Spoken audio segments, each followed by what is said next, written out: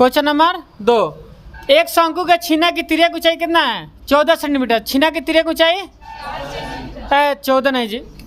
देखिए 2 number question देखिए, एक शंकु के छीना की तिर्यक ऊंचाई 4 सेंटीमीटर है तथा इसके वृत्तीय सिरों के परिमाप कितना है? 18 सेंटीमीटर और 6 सेंटीमीटर है। इस छीनक का वक्रपीठीय क्षेत्रफल निकालना है। अब बताइए जो छीनक है, अब किस आकार का है पता नहीं है, मतलब कहने का मतलब ये है कि छीनक जो है, अब गिलास है मतलब या बाल्टी है, ठीक है, मतलब ये दिया है कि छीनक की तिर्यक ऊंचाई दिया है, परिमाप दोनों सिरों का दिया है परिमाप, तो हम कोई भी बना देते हैं यहाँ छीनक।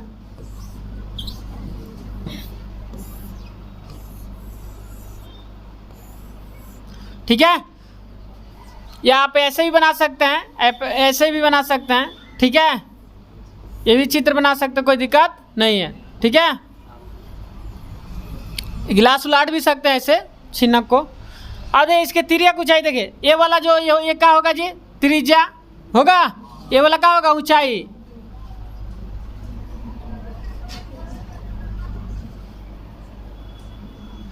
ये वाला क्या होगा जी? इसको मान लेते हैं R1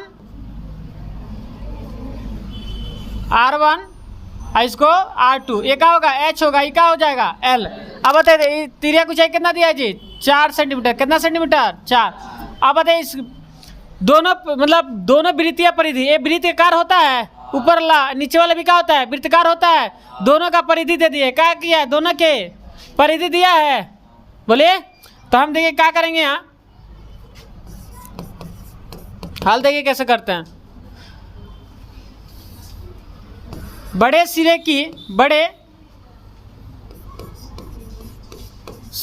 की बड़े आधार चाहे लिख सकते हैं, बड़े आधार, ठीक है, बड़े सिरे या बड़े आधार, बड़े आधार की परिधि दिया है।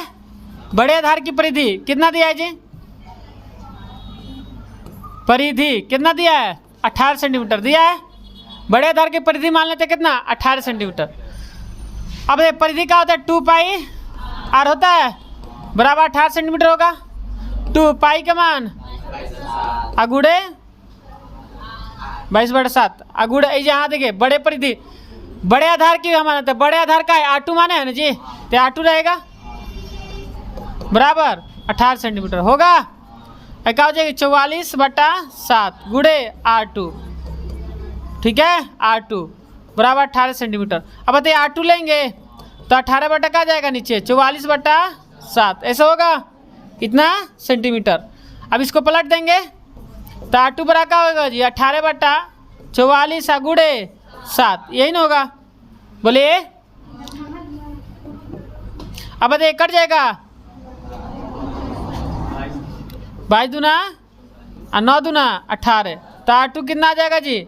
9 7 63/22 सेंटीमीटर, 63/22 सेंटीमीटर। आज समझ में? R2 आ गया, कहाँ आ गया? R2, ठीक है।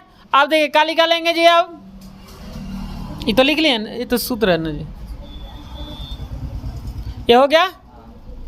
अब देखिए अब छोटे आधार का निकालेंगे जी? छोटे आधार की परिधि दिया है, कितना दिया है परिधि? 6, कितना है? 6 सेंटीमीटर है। तो परिधि का होता है सूत्र 2 पाई r, ये ना वृत्त के परिधि का होता है 2 पाई r, 6 सेंटीमीटर होगा। 2 पाई का मान अब बताइए 22/7। अब बताइए छोटे आधार की जो त्रिज्या मान रहे हैं क्या है जी? R1 है ना, तो R1 बराबर 6 सेंटीमीटर। अब बताइए कितना होगा? 44/7 गुड़े R1 बराबर 6 सेंटीमीटर, ठीक है। तो R1 बराबर क्या हो जाएगा जी? 6/44 बटा क्या हो जाएगा? 7, इतना सेंटीमीटर। अब R1 बराबर क्या हो जाएगा जी? 6/44 गुड़े 7, यही ना होगा। अब 22 दूना 44 आएगा, 3 दूना 6, तो R1 कितना आ जाएगा जी? 21/22, इतना सेंटीमीटर। आया समझ में? R1 R2 आ गया, R1 R2 आ गया। अब R1 जब R2 आ गया तो क्या पूछ रहा है जी?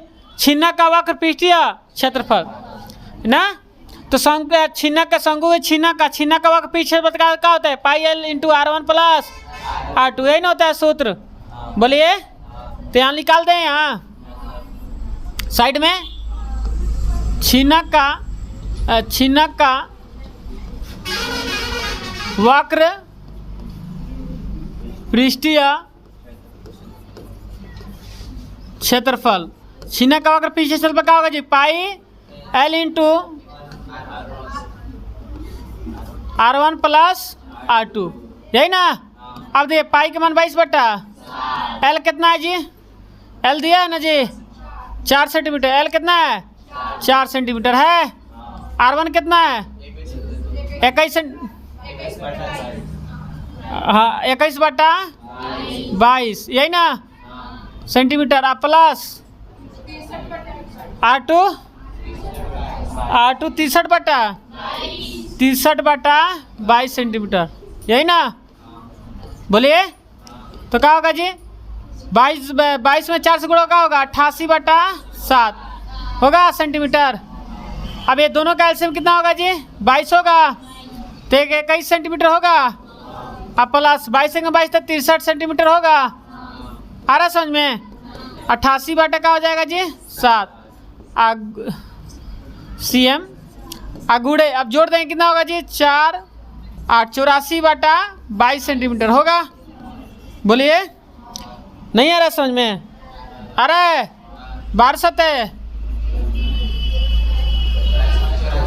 1284 सही है। कट गया।